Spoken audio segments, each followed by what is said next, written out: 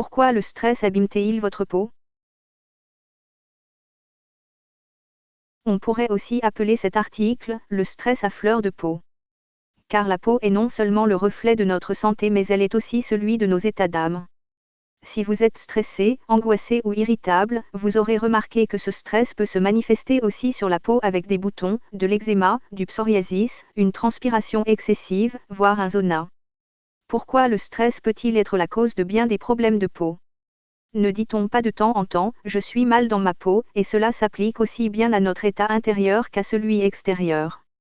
Et tout cela tout simplement, car la peau et le système nerveux proviennent du même tissu embryonnaire. Elle est très riche en terminaisons nerveuses et contient des récepteurs qui peuvent libérer des molécules hormonales ou autres, qui vont alors agir sur la couche cutanée. La peau n'est pas vitale en cas de danger, et donc ne recevra pas les molécules importantes dont elle a besoin pour se construire. Je vais vous expliquer cela de façon plus détaillée dans les chapitres suivants. Comment la peau réagit elle aux agressions psychologiques? J'appelle cela la double peine de la peau.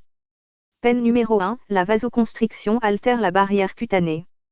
Sous le raz-de-marée très important d'une multitude de molécules hormonales ou autres, déclenchées par le stress, la peau réagit de différentes façons, le visage change de couleur, des catécholamines, hormones du stress, adrénaline ou noradrénaline, sont libérées dans la circulation sanguine et sont vasoconstrictrices, constriction des vaisseaux sanguins, qui affleurent moins la peau, donc sont moins visibles et la peau paraît moins rosée. La peau devient blanche. La peau se met à transpirer, front, paume des mains, plante des pieds et aisselles, car les glandes sudoripares se mettent à déverser de la sueur en abondance suite au resserrement des vaisseaux sanguins. On appelle cela sueur froide, car la température de la peau est refroidie.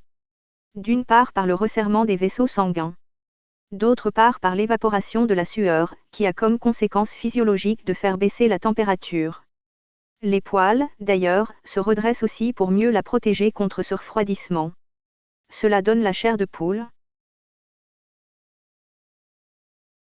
À force d'être agressée par ces molécules hormonales, la barrière cutanée va finir par s'altérer, principalement par le fait que les vaisseaux sanguins ne vont plus apporter correctement les molécules dont elle a besoin pour se nourrir et fonctionner correctement, l'oxygène, les acides gras, les protéines, les vitamines, les minéraux. Peine numéro 2, la peau n'est pas vitale en cas de danger. Le stress est une réaction normale du corps face à un danger et qui a comme caractéristique d'aider l'homme à être en alerte pour fuir le danger le plus rapidement possible, c'est notre cerveau reptilien d'homme préhistorique. Il déclenche dans l'organisme toute une série de réactions, concentrées sur cette aide à la fuite. Ceci va consister à mobiliser un maximum de molécules utiles aux organes primordiaux de votre corps, pour accélérer cette fuite. Le cœur, qui va apporter un maximum d'oxygène au corps. Le cerveau, qui va avoir besoin de travailler pour réfléchir à la stratégie de fuite. Les muscles, qui vont avoir besoin de molécules énergisantes pour être efficaces. Or votre peau n'est pas vitale dans cette stratégie de fuite. Toutes les molécules dont elle pourrait avoir besoin vont alors être mobilisées pour les autres organes du corps. Elle sera donc en manque de toutes ces molécules si importantes pour son équilibre et sa construction. C'est ainsi que vous pourrez constater des boutons, des retards de cicatrisation, des chutes brutales de cheveux, des sécheresses de la peau, des démangeaisons, et la peau deviendra beaucoup plus sensible. Quels sont donc les problèmes de peau qui peuvent résulter ou s'aggraver avec le stress?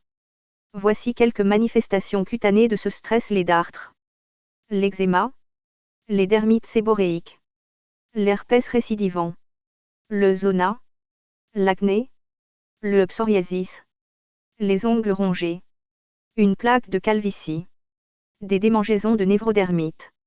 Or c'est un cercle vicieux, car plus votre stress se voit sur votre peau, plus cela vous stresse. Comment arrêter ce cercle vicieux du stress?